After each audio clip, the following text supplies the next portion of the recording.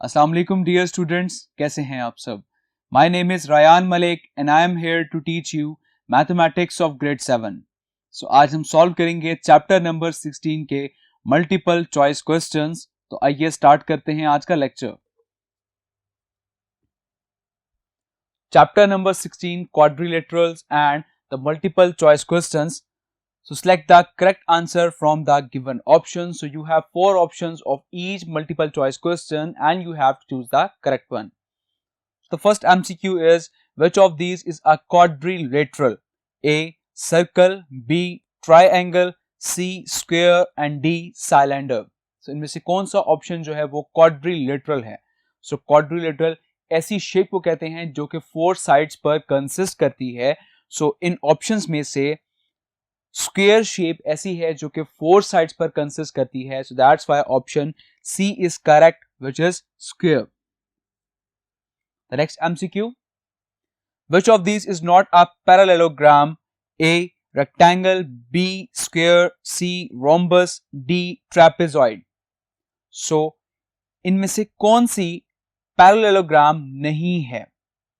So if we discuss at the option A rectangle, so it is also a parallelogram. B square ये भी parallelogram है.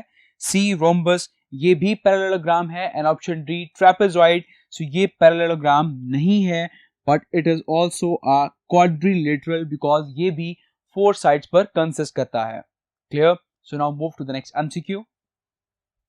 The third one, what is the sum of the angles in our rhombus? Options are A 90 degree, B 180 degree, C 280 degree and D is 360 degree. So, अगर हम एक rhombus के angles को सम करें तो वो इसका सम क्या होगा?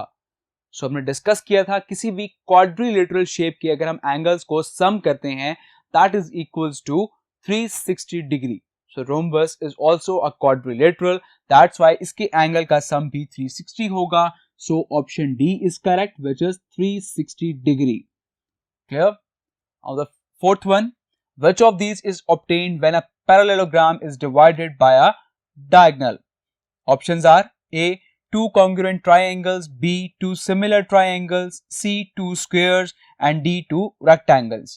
So अगर आप एक parallelogram को divide कर देते हैं एक diagonal से, like for example कि ये एक parallelogram है, so आपने इसको divide कर दिया एक डायगोनल से. Clear?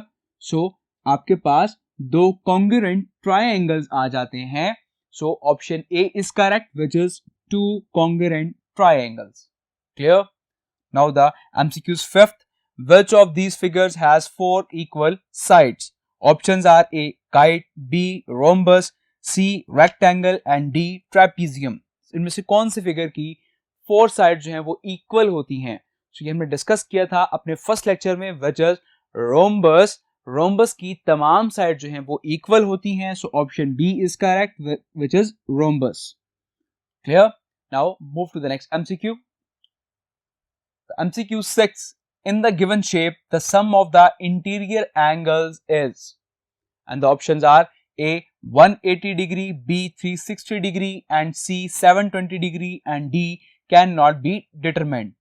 So as we know कि जब भी हम बात करते हैं ट्रायंगल की, तो ट्रायंगल कंसिस्ट ऑन 3 वर्टिसेस, और जिस भी शेप की 3 साइड्स होती हैं या 3 वर्टिसेस होते हैं तो उस शेप के एंगल्स का सम होता है 180 डिग्री. अगर हम बात करें क्वाड्रिलेटरल की, तो क्वाड्रिलेटरल मींस के 4 साइड्स पर जो कंसिस्ट करती है फिगर. सो इसके 4 एंगल्स होते हैं और इन एंगल्स का सम जो होता है दैट इज 360 डिग्री. सो अगर हम इस शेप को ऑब्जर्व करें तो यहां पर जो एंगल्स बन रहे हैं that is angle 1, angle 2, angle 3 and angle 4, angle 5 and angle 6.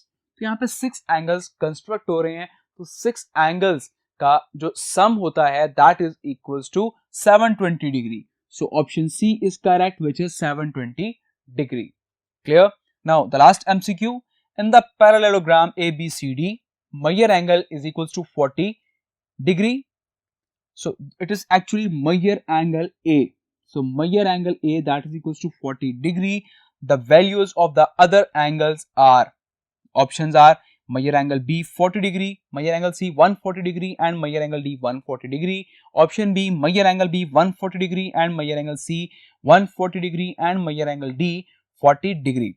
So option C Meyer angle B, which is 180 degree, C 80 degree and D 140 degree. Option D B 140 degree, C 80 degree and D 140 degree. इस MCQ में उसने कहा है कि ABCD एक parallelogram है.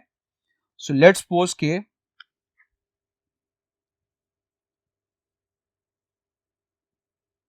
ये एक पैरेललोग्राम है ABCD और लेट्स सपोज कि उसने हमें एक एंगल दे दिया 40 degree which is A. So let's suppose कि यहां पर अगर B है तो यहां पर मैं कहता हूं कि इसके ऑपोजिट एंगल जो हैं वो सेम होते हैं. सो B एंगल जो है वो भी 40 डिग्री हो जाएगा. सो अब यहां पर रह गए आपके पास रिमेनिंग के 2 एंगल्स. सो अभी जो रिमेनिंग 2 एंगल्स हैं ये एंगल्स आपस में इक्वल हैं.